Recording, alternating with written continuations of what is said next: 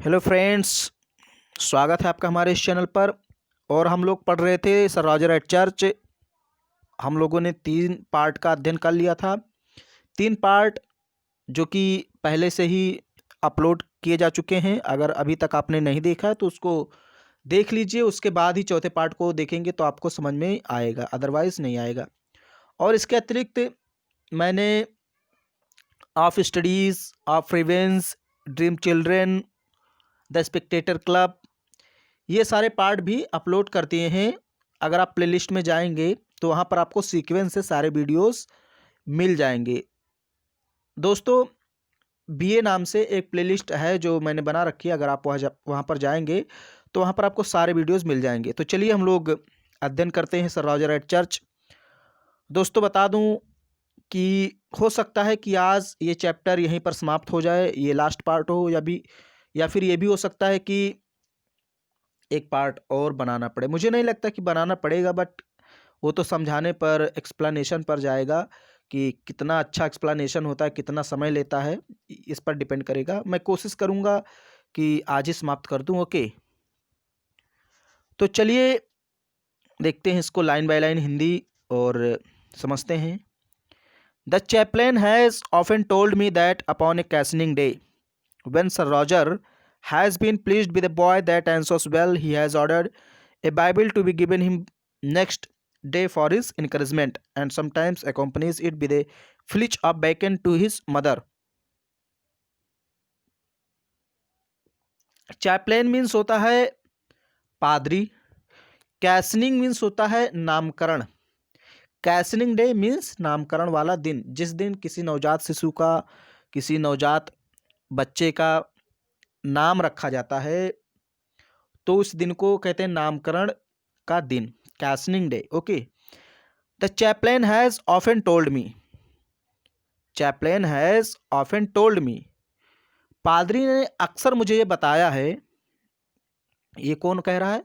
Joseph Addison कह रहे हैं कि पादरी ने अक्सर मुझे ये बताया है दैट कि अपॉन ए कैसनिंग डे, नामकरण के दिन, when sir Roger has been pleased, जब सर रॉजर खुश होते हैं, प्रसन्न होते हैं, विद ए बॉय, लड़के से, दैट आंसर्स वेल, जो प्रश्नों का सही उत्तर देता है। जब कोई बच्चा नामकरण के दिन, कोई बालक प्रश्नों का सही उत्तर देता है, जो सर रॉजर पूछते हैं जो प्रश्न, उसका जब कोई बच्चा, कोई बालक सही उत्तर देता है तो सर रॉजर उस बच्चे से खुश हो जाते हैं। And he has ordered, way order देते हैं, आदेश देते हैं, ए बाइबिल, एक बाइबिल की, टू बी गिवन हिम, उसे देने की। मतलब सर रॉजर अपने कर्मचारियों को आदेश देते हैं कि इस बालक को एक बाइबिल प्रदान किया जाए। नेक्स्ट डे, अगले दिन, फॉर हिज इनकरेजमेंट, उसके प्रोत्साहन के लिए, यानी बच्चों को प्रोत्साहित करने के लिए क्या देते हैं? एक बाइबिल। तो चलिए एक बार इसको हम लोग पुनः पढ़ते हैं।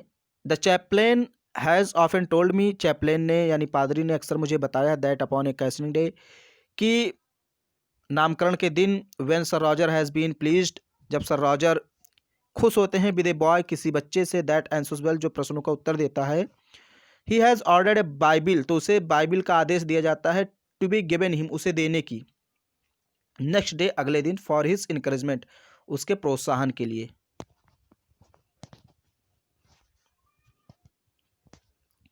एंड, और समटाइम्स, कभी कभी, अकम्पनीज इट, इसके साथ ही, with a flitch of bacon, bacon की ओर से एक फ्लिच दिया जाता है, टू हिज मदर, उसकी माता को, यानी कि जो बच्चे की माँ है। अब यहाँ देखिए, फ्लिच का मतलब तो मैंने काफ़ी कुछ ढूंढा, लेकिन यहाँ बहुत सटीक इसकी मीनिंग नहीं मिली, लेकिन मांस का टुकड़ा आप कह सकते हैं, चूँकि मैंने देखा एक बुक में तो वहाँ पर लिखा है, तो मैं भी, तो एक छल्ला होता है, मतलब जैसे एक होता नहीं, शायद हमें लगता है जो छल्ला नहीं होता ईसाइयों में, एक मतलब आप देखेंगे धन टाइप का बना होता है, धन टाइप का, तो वो जो छल्ला होता है उसकी माता को दिया जाता है। कभी कभी बच्चे के साथ ही, जैसे बच्चे को तो बाइबिल दे दिया गया, और उसकी माता को एक मांस का एक छल्ला दिया जाता है। ओके, समटाइम्स कभी कभी, accompanies इट इसके साथ ही, with a flitch of bacon, bacon की ओर से एक छल्ला दिया जाता है, टू हिज मदर, उसकी माता को। Sir Roger has likewise added 5 pounds a year to the clerk's place, and that he may encourage the young fellows to make themselves perfect in the church service। देखिए, sir Roger has likewise, likewise means इसी तरह या उसी तरह। Sir Roger has likewise added 5 pounds a year, इसी प्रकार sir Roger ने 5 pound प्रति ईयर दिया है, या सर रॉजर 5 पाउंड प्रतिवर्ष देते हैं, to the clerk's place, clerk को, क्लर्क्स प्लेस मीन्स क्लर्क को, जो वहाँ पर कर्मचारी होते हैं चर्च में जो काम करते हैं उनको ये जो है सर रॉजर प्रतिवर्ष 5 पाउंड देते हैं। क्यों देते हैं? एंड दैट ही में, ताकि, ही में encourage the fellows, the young fellows, ताकि वे लोग इनकरेज कर सकें जो वहाँ पर आते हैं उन लोगों को, यंग फेलोज मीन्स नवयुवक लोगों को इनकरेज कर सकें, प्रोत्साहित कर सकें, टू मेक, बनाने के लिए, देमसेल्फ, स्वयं को, परफेक्ट, परफेक्ट मीन्स पूर्ण, in the church service, church service में, चर्च की जो सेवा है, जो प्रार्थना है, उसमें लोग रेगुलरिटी बनाए रखें। सर रॉजर अपने कर्मचारियों को 5-5 पाउंड प्रतिवर्ष देते हैं ताकि वे कर्मचारी खुद प्रोत्साहित हो सकें, अच्छे से काम करें और लोगों को चर्च में नियमित उपस्थित होने के लिए प्रोत्साहित करें। ओके, और क्या है आगे देखिए, हैज़ प्रॉमिस्ड, हैज़ प्रॉमिस्ड यानी कि सर रॉजर ने वादा भी किया है। क्या वादा किया है?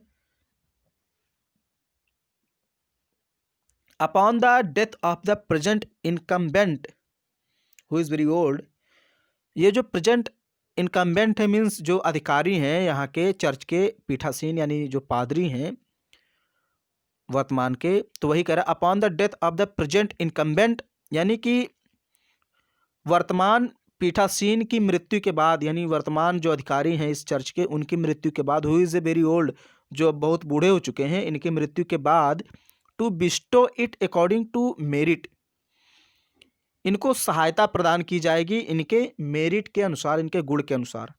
अब भाई मरने के बाद कौन सहायता देगा, और सहायता लेकर करेगा भी कोई क्या?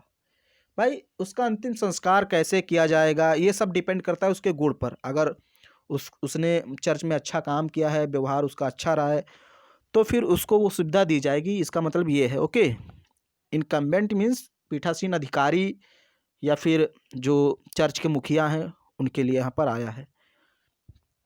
अब देखिए आगे हम लोग को पढ़ना है, the fair understanding between sir Roger and his chaplain has and their mutual concurrence in doing good.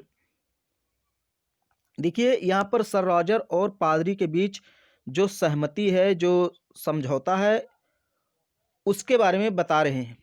The fair understanding यानी जो ये अच्छा समझौता है, सुंदर सहमति है, अच्छी सहमति है sir Roger and his chaplain, sir Roger और पादरी के बीच, and their mutual concurrence. Mutual concurrence means, देखिए mutual concurrence in doing good, और जो इनके बीच आपसी तालमेल है, म्यूचुअल मीन्स पारस्परिक, कॉन्करेंस मीन्स जो तालमेल है, इन डूइंग गुड वो अच्छा कर रहा है, यानी इनके बीच का जो तालमेल है वो अच्छा काम कर रहा है। मतलब दोनों में कोई झगड़ा, कोई बहस नहीं है, दोनों एक दूसरे के साथ मिलकर काम कर रहे हैं। इज़ द मोर रिमार्केबल, और ये बहुत ही उल्लेखनीय है, बहुत ही बड़ी उपलब्धि है। मैंने आपको रिमार्केबल का पहले भी मतलब बता चुका हूँ कि इसका मतलब होता है उपलब्धि या उल्लेखनीय। तो ये बहुत बड़ी उपलब्धि है कि भाई चर्च में सर रॉजर और पादरी के बीच अच्छा समझौता है, और म्यूचुअल कॉन्करेंस मीन्स पारस्परिक तालमेल की भावना है, इन डूइंग गुड, और ये अच्छा हो रहा है, अच्छा कर रहा है, इनका जो तालमेल है बहुत अच्छा काम कर रहा है। इज़ द मोर रिमार्केबल, और ये बहुत ही बड़ी उपलब्धि है। क्योंकि अब क्यों बड़ी उपलब्धि है, देखिए, because the very next village, क्योंकि ठीक अगले ही गांव में या ठीक अगला ही गांव इज फेमस है, प्रसिद्ध है, for the differences and contentious, अलगाव के लिए और झगड़े के लिए, that rise between the parson and the squire who live in a perpetual state of war. देखिए देखिए यहाँ पर कहते the parson and the squire means जो वहाँ के जमींदार हैं, यानी कि जैसे हमारे यहाँ के जमींदार कौन है, सर रॉजर हैं, ऐसे वहाँ के जो पार्जन हैं, जो जमींदार हैं, एंड द स्क्वायर, और जो चर्च के मुखिया हैं, who live in a perpetual state of war, जो लगातार युद्ध करते रहते हैं, उनके बीच कंटेंसस डिफरेंस मीन्स अलगाववाद है और झगड़ा है। आपको समझ में नहीं आया होगा, हम जानते हैं, क्योंकि सेंटेंस थोड़ा सा लंबा है और इधर का उधर लिखा है। देखिए बिकॉज, क्योंकि, पहले मैं समरी समझा देता हूँ, फिर उसके बाद आपको वर्ड समझाऊंगा। देखिए यहाँ पर जो ये वाला चर्च है जिसकी बात हम लोग कर रहे हैं, यहाँ पर बहुत अच्छा है, क्योंकि यहाँ पर सर रॉजर और पादरी के बीच अच्छा तालमेल है, उनके बीच सुंदर सहमति है, अच्छा समझौता है, और ये बहुत ही बड़ी उपलब्धि है, बहुत उल्लेखनीय चीज़ है। क्योंकि जो अगला गांव है वहाँ के चर्च के मुखिया और जमींदार के बीच लगातार अलगाव होते रहे हैं, डिफरेंसेस हैं बहुत ज़्यादा, दोनों की सोच अलग अलग है, कंटेंसस में दोनों के बीच विवाद हैं, झगड़े हुए हैं।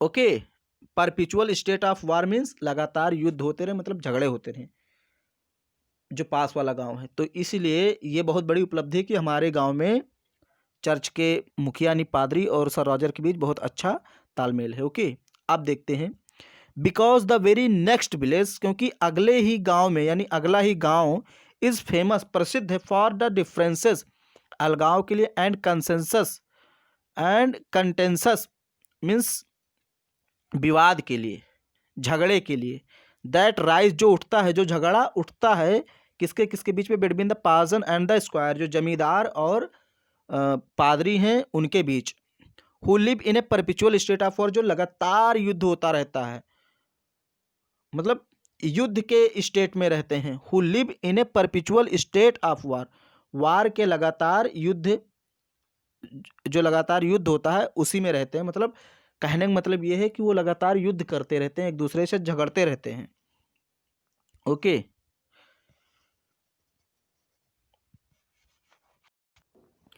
अब देखिए आगे, the parson is always at the squire and the squire to be revenged on the parson.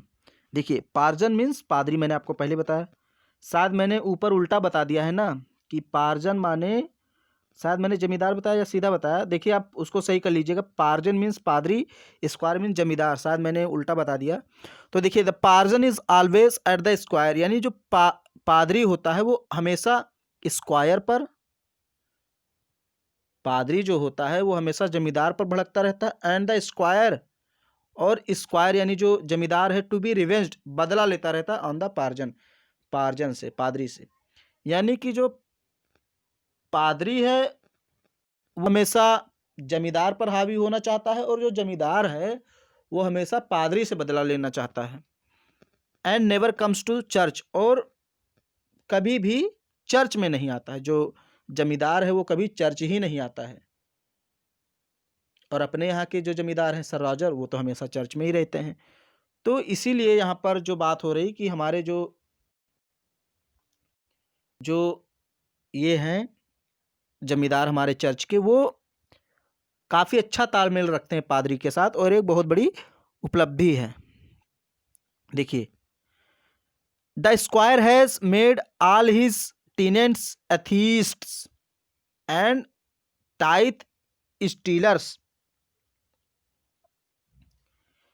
देखिए यहाँ पर कह रहे हैं कि जो स्क्वायर हैं यानी जमींदार हैं, हैज़ मेड, उन्होंने बना दिया है, ऑल हिज टेनेंट्स, अपनी सारी प्रजा को, एथीस्ट मतलब नास्तिक, जो जमींदार हैं उन्होंने कहा कि आप चर्च में ना जाइए। लोगों से जमींदार क्या कहते हैं जो दूसरे गांव के जमींदार हैं उनके बारे में बात हो रही।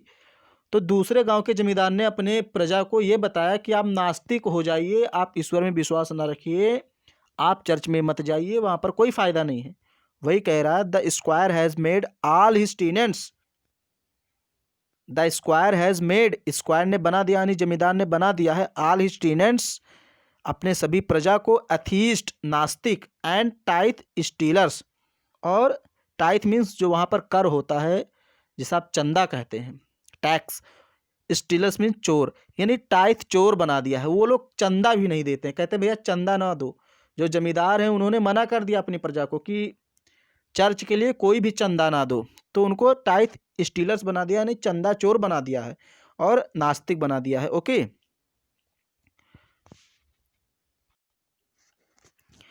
अब देखिए आगे कह रहा कि वाइल द पार्जन इंस्ट्रक्ट्स, जबकि जो पादरी है इंस्ट्रक्ट्स सूचित करता है, देम उन्हें, किसको, प्रजा को, एवरी संडे, प्रत्येक संडे को, in the dignity of his order, अपने आदेश की डिग्निटी बनाए रखने के लिए, यानी अपने आदेश की शान बनाए रखने के लिए सूचित करता है, एंड इंसिन्योट्स टू देम, और उनको जिद करता है, यानी उनसे जिद करता है, जनता से जिद करता है, ऑलमोस्ट इन एवरी सरमन, प्रत्येक प्रार्थना में, दैट की he is a better man, वो अच्छा आदमी है, अधिक अच्छा आदमी है, देन हिज पेट्रॉन, उसके संरक्षक से, यानी जो जमींदार है उससे अच्छा आदमी है कौन, पादरी। देखिए यहाँ पर समझने वाली बात है, मैंने क्या बताया, पहले मैं आपको सारांश समझा देता हूँ फिर आपको समझ में आएगा। जो जमींदार है वो क्या करता है, अपनी प्रजा को नास्तिक बनने के लिए कहता है, चंदा ना देने के लिए कहता है, लेकिन जो पादरी है वो क्या कहता है, वो जनता पर दबाव डालता है, जिद करता है, और जनता से क्या कहता है कि मैं संरक्षक से बेहतर हूं, यानी कि जो संरक्षक कौन है, जमींदार, कहता है पादरी जनता से कि मैं जमींदार से बेहतर हूं और मेरे आदेशों का पालन किया जाए। ओके, तो वही देखिए यहां पर कह रहा कि वाइल, जबकि द पार्जन इंस्ट्रक्ट्स, पादरी सूचित करता है, देम उन्हें, किन्हें, प्रजा को सूचित करता है, एवरी संडे, प्रत्येक संडे को, प्रत्येक रविवार को, in the dignity of his order, अपने आदेश की डिग्निटी को बनाए रखने के लिए, अपनी आदेश के शान और शौकत को बनाए रखने के लिए वो लोगों को सूचित करता है, एंड इंसिन्यूट्स टू देम, और उनसे जिद करता है, ऑलमोस्ट इन एवरी सरमन, प्रत्येक प्रार्थना में, प्रत्येक सरमन में, जब भी सुबह प्रार्थना होती है तो उनसे जिद करता है और कहता है that he is a better man, कि वो अच्छा आदमी है, देन हिज पेट्रॉन, पेट्रॉन की अपेक्षा, यानी जमींदार की अपेक्षा जो पादरी है वो अच्छा आदमी है, ऐसा पादरी कहता है। पादरी कहता है जनता से कि मैं पेट्रॉन की अपेक्षा अधिक अच्छा हूं।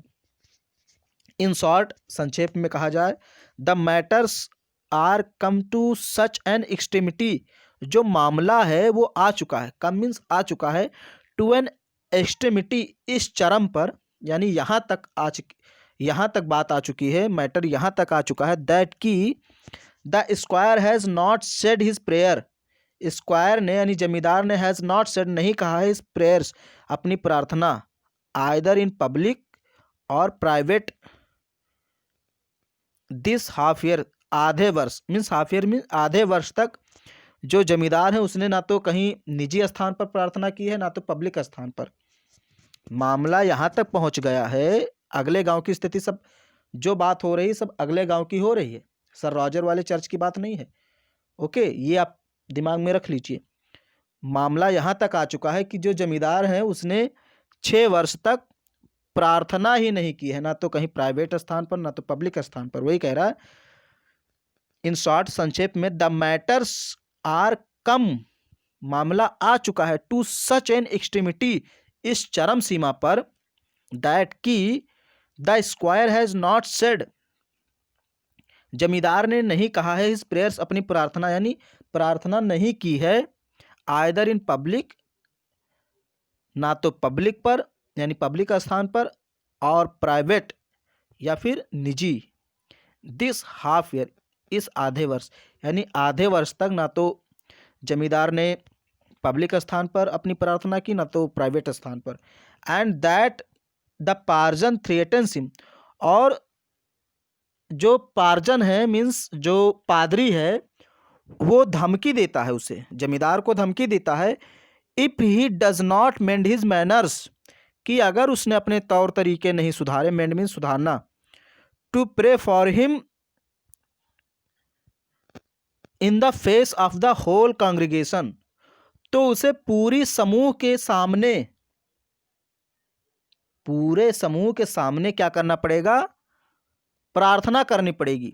टू प्रे मीन्स प्रार्थना करने के लिए, फॉर हिम उसे यानी जमींदार को, इन द फेस मीन्स के सामने, ऑफ द होल कांग्रीगेशन पूरे समूह के बारे, समूह के सामने, यानी जो पादरी है वो जमींदार को धमकी देता है कि आपको पूरे समूह के सामने प्रार्थना करना पड़ेगा।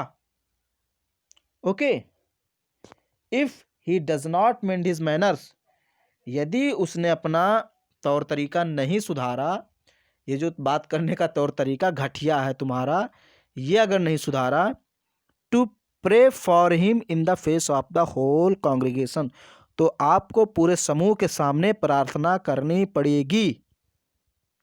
ओके दोस्तों, अब दोस्तों थोड़ा सा और बचा है, चलिए इसको भी हम लोग समाप्त कर देते हैं।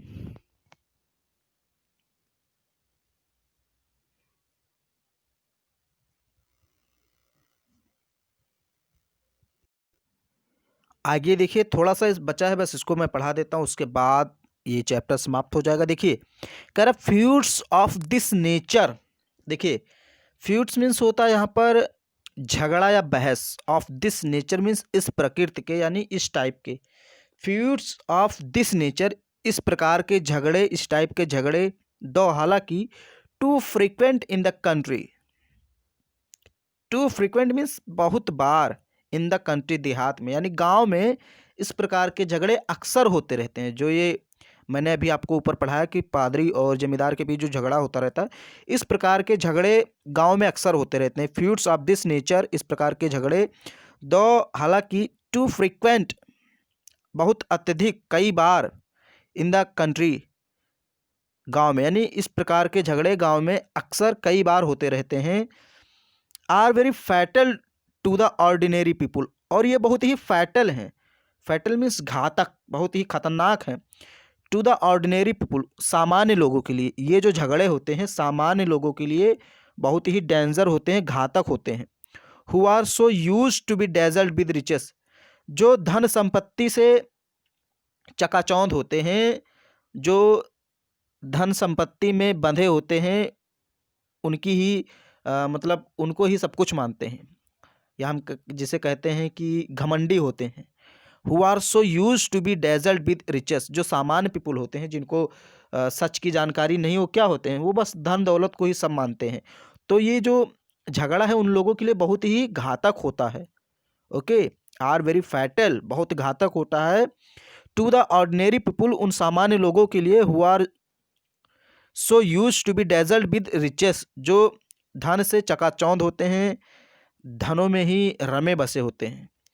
दैट दे पे एज मच डिफरेंस, क्योंकि ये जो सामान्य पीपुल होते हैं ये क्या करते हैं, दैट दे पे, वे देते हैं, पे मीन्स अदा करना या देना, दैट की दे पे, वे देते हैं, एज मच डिफरेंस, उतना सम्मान, to the understanding of a man of an estate. देखिए of a man of an estate means होता है धनी व्यक्ति, ऑफ ए मैन, देखिए a man of an estate, estate means रियासत, यहाँ पर a man of an estate means धनी व्यक्ति।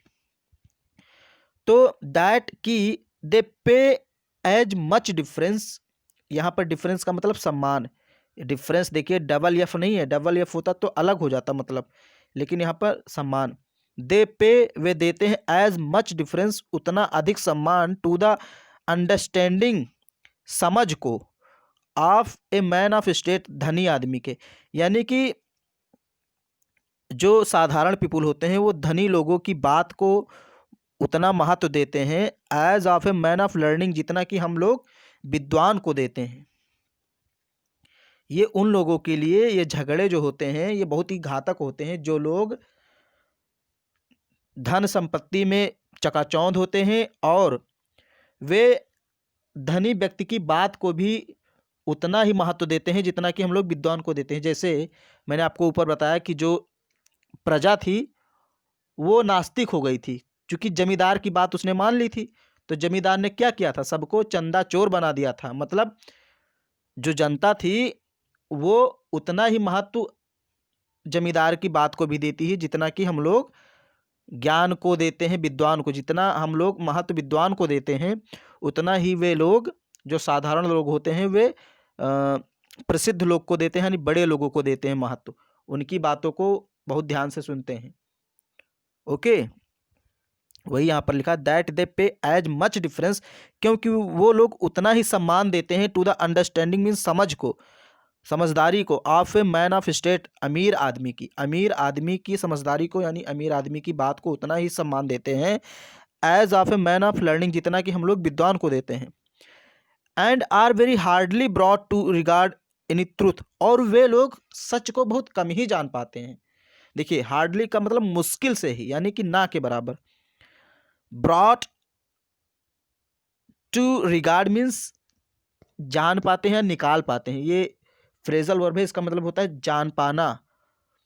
एनी ट्रूथ मीन्स किसी सच्चाई को, क्योंकि जो गांव के लोग होते हैं वे लोग बड़ी मुश्किल से ही कोई सच जान पाते हैं, मतलब नहीं जान पाते। इसका मतलब बड़ी मुश्किल से मतलब लगभग नहीं जान पाते हैं, और वे सच्चाई को नहीं जानते हैं, इसलिए वे उन लोगों की बातों को सच मान लेते हैं जो थोड़े पैसे वाले होते हैं। How important so इवर it may be, वो कितनी भी महत्वपूर्ण चीज़ क्यों ना हो, कितना भी महत्वपूर्ण सच क्यों ना हो, वे लोग उसको नहीं जान पाते हैं। That is preach to them, ये उनके लिए एक उपदेश होता है। जब कोई जमींदार किसी प्रजा को बताता है कि तुम नास्तिक हो जाओ, तुम कर ना दो, चर्च जाने से कोई फायदा नहीं, तो ये चीज़ उनके लिए क्या होती है, उपदेश होती है। दैट इज प्रीच्ड, जो उपदेश होती है टू देम, उनके लिए, यानी साधारण जनता के लिए। व्हेन, जबकि दे नो, वे लोग जानते हैं। जबकि हकीकत क्या है कि जनता जानती है, दे मतलब जनता, नो मतलब जानती है। There are several of man of 500 a year, की प्रतिवर्ष 500 वर्षों में कुछ ही लोग ऐसे हैं हु डोंट बिलीव इट, जो इस पर विश्वास नहीं करते हैं। जबकि देखिए सेवरल मीन्स कई लोग, सेवरल मैन मीन्स कई लोग, ऑफ 500 मीन्स 500 लोगों में से, ए ईयर प्रतिवर्ष। जबकि जो जनता है वो अच्छी तरीके से ये जानती है कि प्रतिवर्ष अगर हम 500 लोगों को लें तो उनमें से कई लोग ऐसे हैं जो ये नहीं मानते हैं। मतलब ये जो जमींदार वाली बात है, जमींदार की बात वो लोग नहीं मानते हैं, ऐसे कई लोग हैं। ये बात जनता जानती है, लेकिन फिर भी वो जमींदार की ही बात को मानते हैं, जबकि उनको हकीकत ये पता है कि ये सही नहीं है, फिर भी मानते हैं। तो दोस्तों मैंने आपको ये चैप्टर आज समाप्त कर दिया। आशा है आपको ये चैप्टर पसंद आया होगा। लाइन बाय लाइन मैंने आपको समझाने की कोशिश की। हो सकता है कहीं आपको ना समझ में आया हो, तो अगर आप 2-3 बार इसको देखेंगे तो आपको आशा है बिल्कुल समझ में आ जाएगा। ओके, तो अगर अभी तक आपने हमारे चैनल को सब्सक्राइब नहीं किया है तो उसको कर लीजिए, और दोस्तों में अपने शेयर कर दीजिए ताकि सभी को इसका लाभ मिल सके। बहुत बहुत धन्यवाद दोस्तों, बहुत बहुत धन्यवाद।